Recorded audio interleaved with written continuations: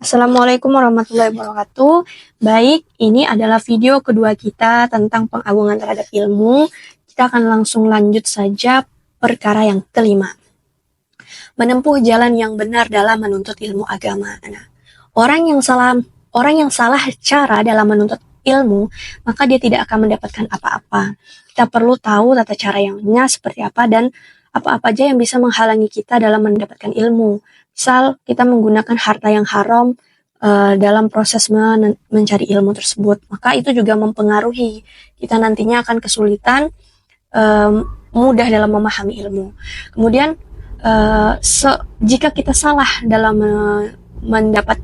melakukan cara untuk menuntut ilmu ini, yang kita dapatkan itu hanya rasa lelah saja, bukan manfaat dari ilmu atau keberkahan dari ilmu itu. Nah, dalam kitab yang kita pelajari ini tentang pengagungan terhadap ilmu, ada dua cara minimal yang bisa kita gunakan untuk mendapatkan cara yang benar. Yang pertama, menghafal suatu matan kitab dengan menyeluruh dan mengumpulkan perkara-perkara yang rojih dikuatkan oleh ulama di bidangnya. Jadi memang sebenarnya penting untuk menghafal, tapi juga penting untuk memahami apa yang dipelajari dan cari dari sumber yang terpercaya gitu. Bukan sekedar kita tangkap dari apa yang ada di TikTok, tapi cari sumber rujukannya. Misalnya dari kitab-kitab indukannya, atau minimal kalau kita belum bisa belajar langsung ke kitab, kita baca beberapa referensi kayak gitu. Dan kalau seandainya kita belum bisa menghafal full secara keseluruhan sebuah kitab atau materi yang kita pelajari, kita ingat betul-betul poin-poinnya. Karena mengingat poin itu membantu ketika misal kita dihadapi masalah atau ada ngobrol sesuatu tentang secara umum gitu dengan orang lain. Karena kita udah belajar dan kita ingat poin-poinnya, kita tuh langsung bisa relate gitu loh. Itu yang aku rasain ketika belajar nih. Misal ada teman yang curhat, aku tuh merasa ini kan sesuai nih sama kitab yang ada di sini, yang ada di sini. Memang aku kadang-kadang lupa sih, ini halakoh nomor berapa, atau ini syekh siapa yang menulis gitu, judul kitabnya apa, tapi aku biasanya tuh jadi ingat. Ini di kitab, ini di hadis Bukhari, jadi ini tentang ini, tapi memang secara kata-kata emang belum bisa menghafalkannya. Ini menjadi PR bagi saya pribadi untuk menghafal. Nah, teman-teman mungkin bisa mencoba dengan trik ini, mengingat poin-poinnya, memahaminya, terus jangan lupa diamalin dan diajarkan. Tata cara yang kedua adalah belajar dari ahlinya yang dapat diteladani dan mampu mengajar. Kadang-kadang yang bikin kita itu nggak paham karena belajar dari orang yang nggak bisa menjelaskan. Walaupun mungkin dia memang ahli ilmu tersebut, tapi nggak semua orang juga bisa mengajar. Jadi teman-teman bisa cari guru yang cocok dengan cara belajar teman-teman. Kemudian atau bisa dengan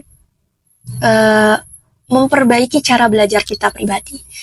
Karena kita nggak boleh memaksakan kayak ini. Aku tuh tipe belajarnya kinestetik, jadi aku nggak bisa kalau cuma baca buku. Itu bagi pemula oke, seperti itu. Tapi kalau kita udah di tingkat lanjut, kita harus coba berbagai jenis cara belajar dan mempelajari dari berbagai jenis guru.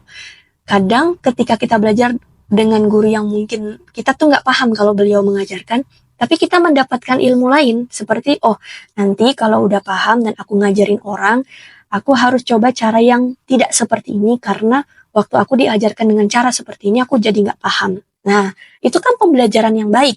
Nah, ini aku dapat ilmunya dari Ustadz Hussein, salah satu member Yuk Ngaji Pusat. Salah satu member Yuk Ngaji Pusat itu anggotanya ada Ustadz Felix di sana. Dan penting mencari tahu guru yang akan kita ikuti. Minimal kalau sebagai orang awam ketika kita mencoba, ini guru benar nggak ya untuk diikuti, kita lihat akhlak dari guru tersebut. Apakah mencerminkan akhlak Islam atau tidak. Kemudian yang dia ceritakan atau yang dia jelaskan sesuai nggak dengan syariat, dengan Al-Quran, dengan hadis. Kan sekarang zaman udah canggih ya, kita bisa cross-check ke internet, cross-check kitab, buku-buku, atau coba tanya ke guru yang lain. Bukan untuk merendahkan guru tersebut, tapi agar kita tuh satu, kita dapat sudut pandang yang berbeda, terus ilmu kita bisa luas, dan disitu juga kita bisa jadi tahu apakah ini benar atau tidak gitu. Kemudian kita lihat apakah yang diajarkan tersebut diamalkan oleh beliau kayak gitu. Misalkan beliau mengajarkan Islam, tapi beliau meninggalkan sholat, beliau nggak menutup aurat, jadi tuh rasa agak sulit untuk menerimanya. Bukan kita menghinakan beliau, mungkin beliau memiliki kebaikan di bidang lain, tapi yaitu belajarlah sesuai dengan bidangnya kayak gitu.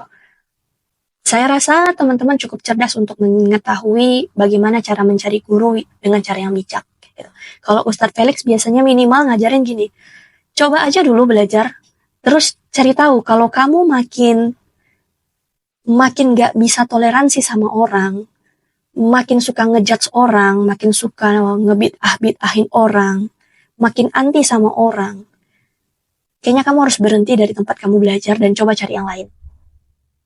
Jadi akhlak itu penting untuk dilihat karena perilaku itu sesuai dengan apa yang ada di dalam pikirannya. Itu yang kelima ya, menempuh jalan yang benar dalam menuntut ilmu agama. Yang keenam, mendahulukan ilmu yang paling penting kemudian setelahnya.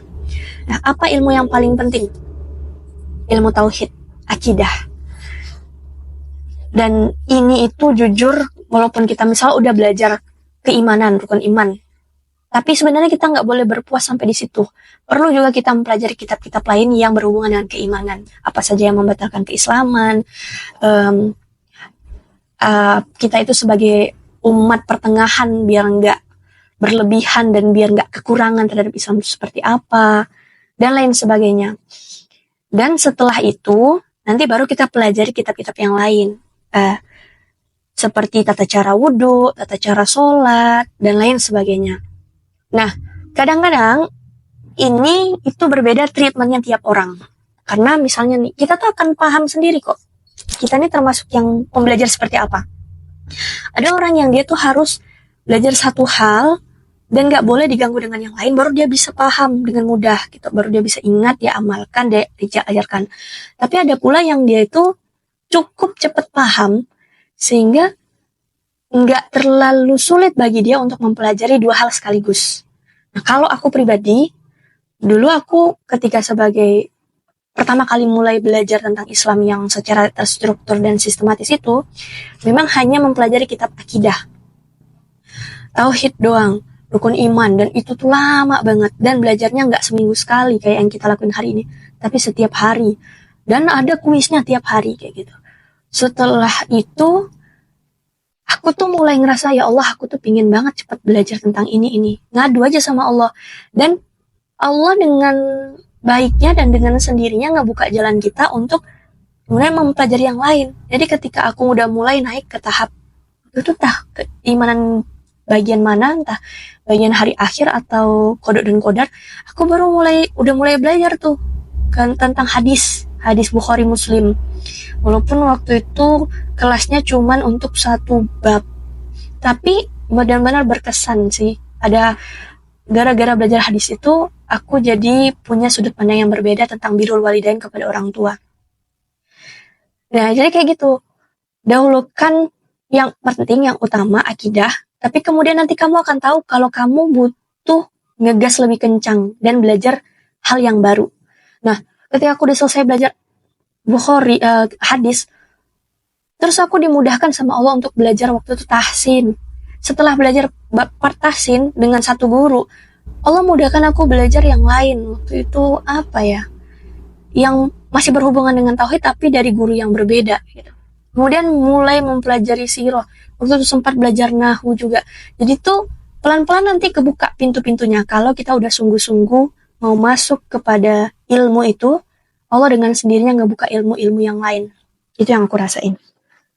Tapi tetap utamakan yang paling utama, yaitu tauhid, baru kemudian tata cara ibadah. Karena kan memang harus setiap hari beribadah ya. Yang ketujuh, bersegera untuk mendapatkan ilmu dan memanfaatkan waktu muda. Nah, jadi teman-teman kan ngerasain sendiri ya.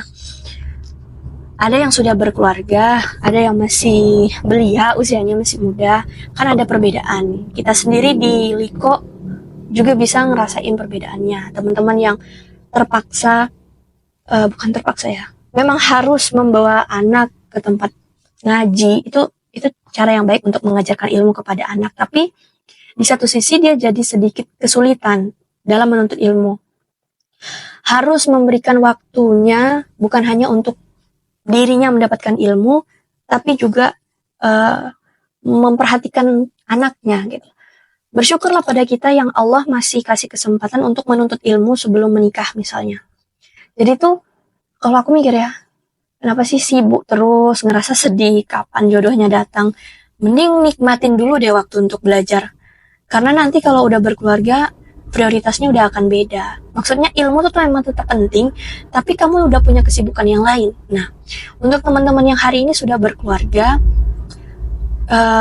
Masya Allah banget, semangatnya untuk mencari ilmu tetap ada, tapi jangan stop di situ. Aku rasa, aku pikir mumpung teman-teman masih juga cukup muda, masih juga cukup sehat untuk datang, untuk ngaji, untuk belajar, untuk bertanya, untuk berdiskusi, tetap lakuin kayak gitu. Kalaupun belajarnya harus sambil nyuci, sambil nyapu, misalnya kayak gini, dengerin video, lakuin aja.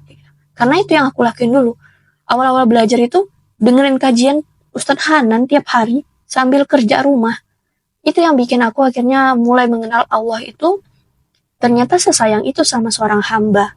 Karena jujur waktu aku dulu sebelum ngaji, aku berpikir Allah tuh kayaknya suka banget ngehukum ya, suka banget ngasih dosa, dikit-dikit dosa. Karena biasanya yang didengar di kajian tuh kayak gitu. Yang didengar di tablik akbar, di pengajian hari Jumat, itu dikit-dikit halal, haram, gak boleh. Jadinya mindset aku tentang Allah tuh kayak gitu. Itu yang bikin aku gak mau ngaji dulu. Dan akhirnya aku nemuin guru yang bisa untuk ngebantu ngebersihin cara pandang aku, yaitu Ustadz Hanan, dengan mengenalkan betapa baiknya Allah. Dan aku memanfaatkan waktu yang ada. Walaupun gak punya waktu. Ustadz Felix sendiri bilang, kadang-kadang tuh bukan kita gak punya waktu. Kita kurang cinta aja. Jangan-jangan tuh kita kayak gitu. Bukan kita gak bisa datang ke kajian. Bukan kita gak punya waktu untuk buka buku, buka kitab, atau dengerin video kajian. Kitanya aja yang kurang cinta sama ilmu. Kitanya aja yang kurang sungguh-sungguh untuk dapetin ilmu. Kita aja yang ngerasa kayak nanti juga bisa kok. Besok masih bisa datang kok. Mungkin besok tinggal tanya aja gitu.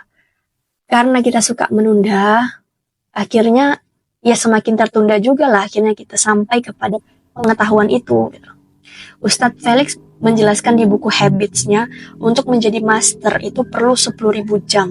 Dan kalau kita menunda 1 hari, berarti kita menunda kemasteran tadi 1 hari pula, gitu. Keberhasilan tadi 1 hari pula.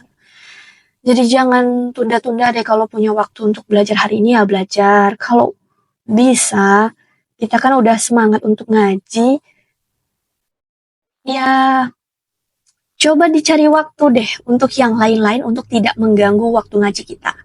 Karena nanti kalau kita udah terbiasa nih, punya habits untuk belajar tadi, kita jatuh cinta sama belajar, itu gak ada rasa berat lagi untuk belajar. Bahkan kita ngerasa bosan kalau gak belajar. Jujur aja. Dan yang terakhir, yang ke-8, yang terakhir berarti ya, pelan-pelan di dalam menuntut ilmu. Nah, kadang-kadang tuh sebagai pemula, rasanya tuh pengen cepat ahli dalam waktu yang singkat. Makanya tuh nanti ada momen kayak kita malas datang. Udahlah, besok aja lah, malas kayak gitu. Karena kita nggak sabaran gitu. Padahal menuntut ilmu tuh emang butuh banget kesabaran. Dan dalam belajar itu, mulailah dari kitab yang ringan-ringan dulu. Aku dulu mulai belajar itu bukan dari baca buku, tapi dari nonton YouTube. Sebelum nonton YouTube Ustadz Hanan, aku nonton tentang siroh-siroh, tentang Nabi gitu. Nonton aja, kan dia ngomong tuh, aku sambil ngapain gitu. Lama-lama tertarik karena berasa nonton kan, berasa di storytellingin kan. Baru mulai dengar kajiannya Ustadz Hanan yang ringan tentang tentang Allah itu maha mencintai, Allah itu baik, dan seterusnya. Begitu juga dengan baca buku, belajar buku sirah itu pertama aku belajar dari buku keluarnya Ustadz Felix juga. Buku tentang Rasulullah, tapi dia 4 part dan itu isinya banyak gambarnya, seru, bahasanya ringan, bahasanya gaul, tapi itu kita dari nangkep kisahnya. Ya. Habis itu mulai kepo kan, nambah kitab yang agak lebih tebal. Nah sampai ke hari ini udah mulai belajar yang lebih intensifnya, lebih serius lagi, udah masuk ke kitab induk Ibnu Katsir, Ibnu Hisham gitu, yang memang rujukan. Biasanya tuh kalau belajar belajar sirah tuh harusnya ke ini Ibnu Hisham gitu, yang paling rujukan kan. Jadi buat teman-teman belajar dulu dari kitab yang ringan-ringan. Kemudian hafalkan. Kalau nggak bisa dihafalkan, diingat poin-poinnya dan pahami. Nggak perlu harus tuntas 1 hari 2 hari. Yang penting tuh lengket sih di kepala kayak gitu. Dan sebaiknya tidak memulai dengan membaca kitab yang panjang gitu, karena kalau langsung yang susah, yang panjang nanti bosan. Dan aku pribadi tuh kadang kalau belajar tuh kayak pengen banget belajar ini, tapi habis itu karena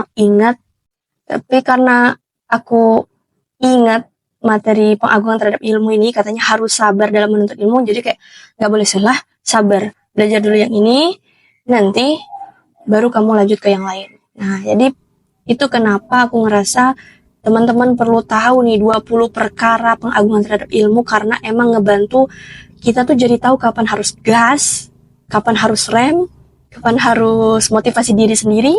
Nah itu kan tahu sendiri karena memahami pengagungan terhadap ilmu. Oke, sekian tentang pengagungan terhadap ilmu part 2. Nanti kita sambung lagi di part 3. Assalamualaikum warahmatullahi wabarakatuh.